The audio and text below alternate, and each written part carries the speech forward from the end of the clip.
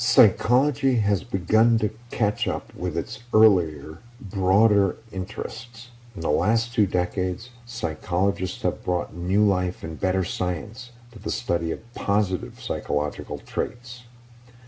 The number of articles published about positive psychology and positive emotions has quadrupled over the past 2 decades. Our message, wrote the editors in American Psychologist, is to remind our field that psychology is not just the study of pathology, weakness, and damage. It is also the study of strength and virtue. Treatment is not just fixing what's broken, it is nurturing what is best. Psychology is not a branch of medicine only concerned with illness or health. It is much larger. It is about work, education, insight, love, growth, and play. Then he goes on to describe exuberance under this model can be conceptualized as high on pleasantness and high on activation. This combination of positive emotion and high energy is far more likely to result in an active engagement with the world than depression or anxiety, which are psychological states hallmarked by avoiding and being fearful and lacking in drive. Exuberance is also more likely than happiness alone to lead in new and energetic pursuits. Happiness is a less activated emotional state, and one that by definition is more content with the way things are than eagerly gauging possibilities of how things might be in the future. Joy, on the other hand, lures the individual forward with further promise for pleasure. Exuberance encourages exploration and rewards it with the possibility of joy and greater opportunity for food, territory, and mates. But exploration also increases the likelihood of danger to the individual.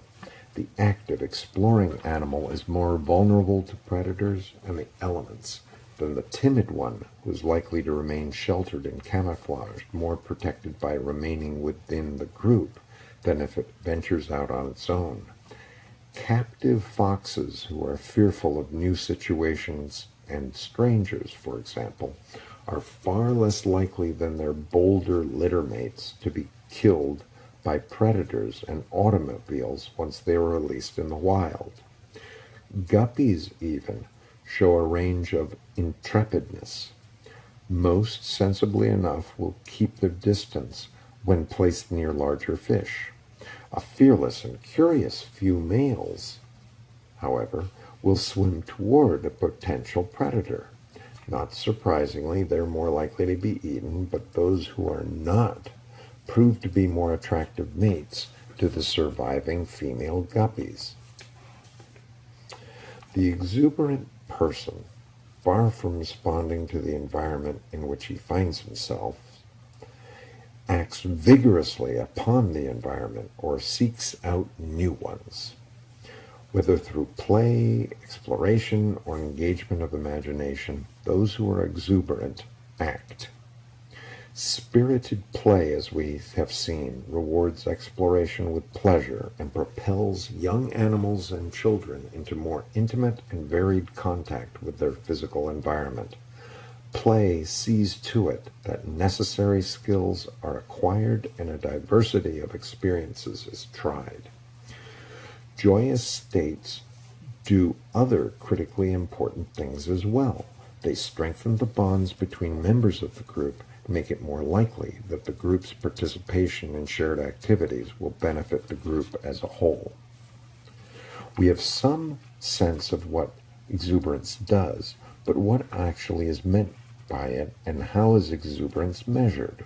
What elements combine to make an exuberant temperament? How often and with what steadiness does the temperament persist over time? To what extent is exuberance determined by genes, and to what extent influenced by the environment? We know more than William James did, but not nearly as much as one would like. Aristotle, Hippocrates, and Galen described individual differences in temperament. But it was not until the 20th century that scientists studied and classified temperament in a more empirical way. One of the most reliably measured differences in temperament is between individuals who are highly enthusiastic and active, who reach out to new people and new experiences, and those who are less energetic and outgoing, more likely to avoid the unfamiliar. The euphoric temperament was distinguished by the abnormally cheerful individual who bubbles over happily, is blissfully lighthearted about everything that happens to him, and is contented and confident. The happy mood brings a certain excitement with it, including motor excitement. Extroversion, of all the traits examined by psychologists to date, is one of the most clearly and directly related to exuberance.